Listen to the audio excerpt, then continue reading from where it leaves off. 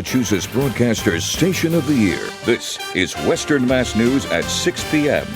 Exclusive here on Western Mass News tonight, a local mayor falling victim to a pandemic fraud scheme involving falsified unemployment claims. Good Tuesday evening, everyone. Thanks for joining us for Western Mass News at 6. I'm Chris Pisano. And I'm Jordyn Jagolinzer. He's one of thousands of people targeted across the country and here in our region. Western Mass News reporter Sarah Grinelli is getting answers on how this is happening. She joins us now live with the latest. Sarah? Jordyn, Chris, experts I spoke with say this all started at the beginning of the pandemic and it hasn't slowed down since. And now police departments are urging people to be aware. Many people in Massachusetts have been targeted by fraudsters who are falsely filing for unemployment benefits during the coronavirus pandemic. It's done when someone steals a social security number and uses it to apply for unemployment. On Tuesday, the mayor of Agawam told us he was one of many in town who was targeted. We have several individuals that have been hacked, if you will, and all of a sudden you received a letter saying you signed up for unemployment. Our personnel office is getting those all the time, and they're getting them from people that are sitting at their desks, I being one of them. Western Mass News is digging deeper, looking at how this fraudulent activity could be coming near you. Here is what we found. The Longmeadow Police Department has at least 7 people a day filing police reports about the fraudulent unemployment claims, and 191 police reports just filed this month. Ludlow has had at least 20 people who've also claimed they were victims, and the list goes on. Western Mass News found people in Granville, West Springfield, and Springfield have also been targeted. Western Mass News reached out to the Massachusetts Attorney General's office. They've had at least 300 people claiming they've been targeted in the state. We spoke with Milagros Johnson, the director of the mayor's office of consumer information in Springfield. She says check your mail every day. You're going to get a letter in the mail from the unemployment office saying, welcome, your application has been approved, or unfortunately we cannot complete processing your claim due to suspicious activity, for instance. Either way, that means that they have obtained your information. Johnson says when someone gets a hold of your information, it can be used to open up new credit cards or even buy a car. She says protect yourself if this happens to you. Consumers need to take action immediately.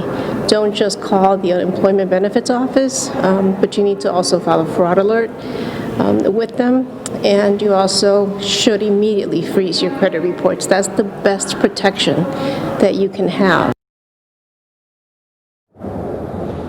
And as of right now, it's still unclear how these people are getting a hold of personal information. The Attorney General's office is investigating.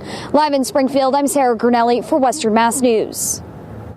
Sarah, thank you for that live report. Lack of personal protection equipment and not enough staffing. 2 problems that staff members say allowed COVID-19 to spread quickly at the Holyoke Soldiers Home. Staff and healthcare workers testifying today before a joint committee of lawmakers about that deadly outbreak. Western Mass News reporter Audrey Russo joins us live from the home with more. Audrey?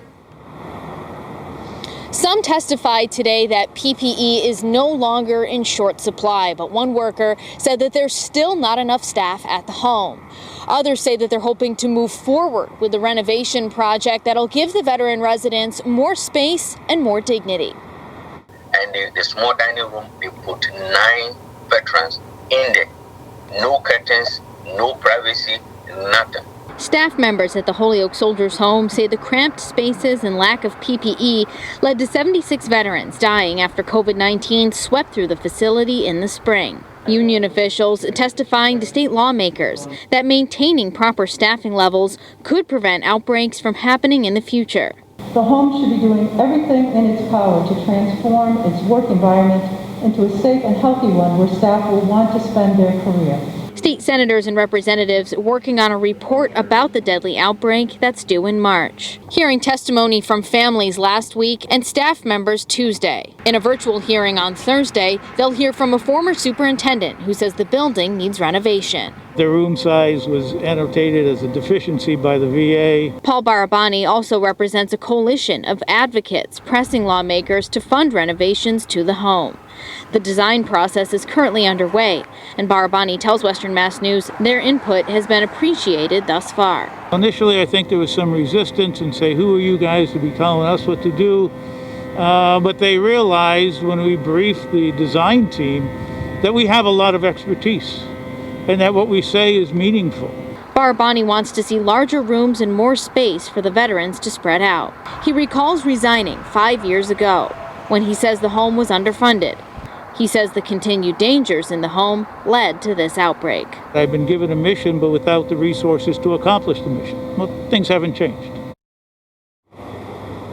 The superintendent serving the home during the outbreak, Bennett Walsh, has resigned, along with the former medical director, David Clinton. Both men are facing criminal charges in relation to the lives lost. Live in Holyoke, Audrey Russo for Western Mass News. Audrey, thank you for that live report. Taking a look now at today's numbers of COVID-19 cases. The Massachusetts Department of Public Health reporting more than 1,000 new cases, bringing the total number of confirmed cases in the Bay State past 149,000. The state also saw 7 new deaths today. The statewide death toll stands at 9,664. Winter weather may be on its way, with snow expected to hit Western Mass possibly on Friday, but the timing of this storm is giving many people a sense of deja vu, and not in a good way. Western Mass News reporter Lindsay Kane is live in Springfield with the details. Lindsay? Well, Chris and Jordan, what's interesting about this predicted weather is that it falls on the exact date of the 2011 snowstorm. It left piles of snow and thousands of people in Western Mass without power for days. And now here we are 9 years later, and more snow is predicted to fall on October 30th. Spokesperson for Eversource Priscilla Rest tells Western Mass News that so much has changed since that 2011 storm, and Eversource is always prepared for all weather possibilities. Such a different time back when we had Snowtober to where we are today. The improvements across the system are vast. We have spent millions of dollars doing extensive tree trimming and hazard tree removal, improving the system, making it stronger, making it more resilient. While the storm this Friday isn't expected to be anything like the storm 9 years ago, Rest says it's still important to start mentally preparing for a typical New England winter and have electronics charged in case power does go out. She also says it's important to stay away from down power lines, and as always, you can report outages and down trees on Eversource's mobile app.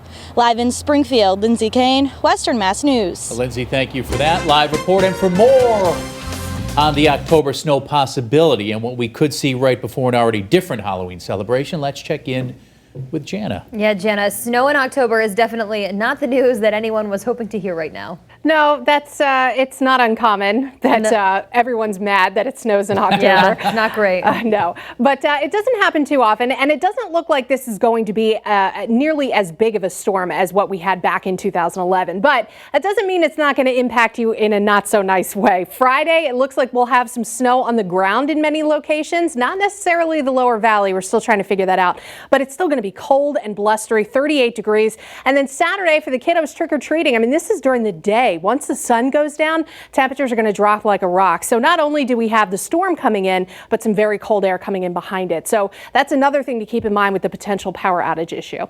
Temperatures right now, 52 degrees. Wind is calm. Our Monarch Skycam showing that big blanket of cloud cover out there in the back. Temperatures are dipping into the 40s for the hill towns already. We're starting to see a few 40s out toward Ware and Palmer. Also, Orange is down to 49. Chilly night out there tonight, and also turning kind of raw as we have this upper level disturbance coming through from the west. This is going to bring a chance for a shower before midnight. Most of the rain, though, will come after midnight through tomorrow morning. So if you're an early riser, you're waking up close to sunrise tomorrow, expect to see some rain. Temperatures will start off close to 40 degrees, so a chilly beginning to your day. Definitely a day for coffee indoors if you're still trying to have your coffee outside. We should be hovering in the lower to middle 40s while the rain is coming down. should be finished by about 9 or 10 o'clock in the morning, and then we'll start to see some partial improvement in the afternoon, maybe a little clearing, some breaks of sun. I think the day might look a little bit like today, though, with highs back toward the middle 50s. Then the clouds start returning as we get closer to that storm system coming in for Thursday and Friday. All the details in just a few minutes. Back to you. Jenna, thank you. It's a story Western Mass News has been following since last week. The NAACP's New England Area Conference is now condemning the removal of Bishop Talbert Swan as chaplain for the Springfield Police Department. Swan served as a volunteer chaplain for the department for the past 10 years. However, the department announced he would be one of 3 chaplains removed from their program following an application renewal. The NAACP says the move is an effort to suppress Swan's criticism of the department. Police tell Western Mass News that Swan hadn't attended a meeting for the chaplain program in the past 3 years. New at 6, we have some good news if you're looking for places to brunch. And who isn't? We're always looking for places to brunch at. The Delaney House in Holyoke is starting back up their brunch this Sunday, November 1st. The restaurant is exceeding all state requirements for dining. Tables will be 10 feet apart instead of the state mandate of 6 feet. Both indoor and outdoor dining is available depending on what you want, and they are now accepting reservations. I am really excited to be able to voice my opinion, considering I haven't been able to for the last 18 years. Coming up on Western Mass News, we find out why college students are taking their votes seriously. And are you planning to stay in this year for Halloween? Coming up later, a look at how one local library is providing fun indoor festivities for you and the family.